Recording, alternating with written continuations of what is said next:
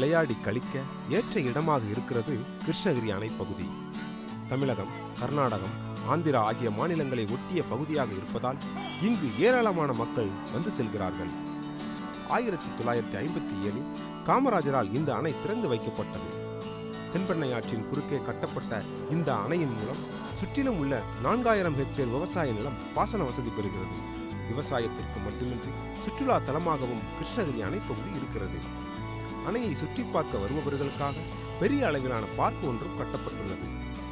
குழந்தைகள் விளையாட ஏற்றவாறு அவர்களுக்காகவே பிரத்யேகமாக தயாரான பார்க் இது.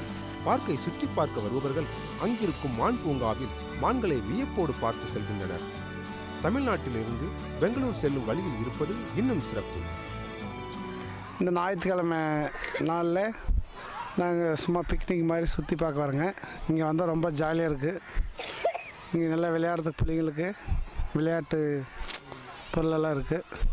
அதனால் வந்து சுற்றி பார்த்துன்னு பாருங்கள். குடும்பத்தோடு வந்து நாங்கள் என்ஜாய் பண்ணிட்டு பாருங்கள்.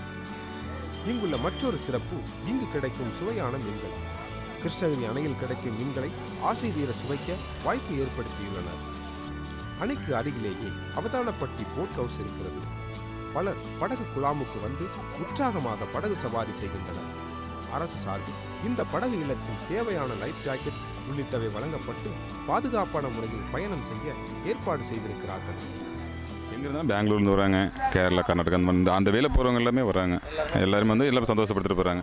அவங்களுக்கு உண்டான சேஃப்டியை நாங்கள் கொடுக்குறோம். லோக்கலில் எல்லாருமே வராங்க சார். எல்லாம் லோக்கலில் வராங்க, லோக்கலில் வெளியிலேருந்து வராங்க, எல்லாமே வந்து போகிறாங்க.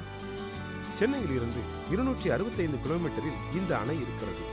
பெங்களூரில் இருந்து 100 கிலோமீட்டர் தூரத்தில் இருக்கிறது. கிருஷ்ணகிரியில் தங்கிவிட்டு அணைக்கு செல்லலாம். 700 ரூபாயிலிருந்து தங்குவதற்கு அறைகள் இங்கு கிடைக்கின்றன.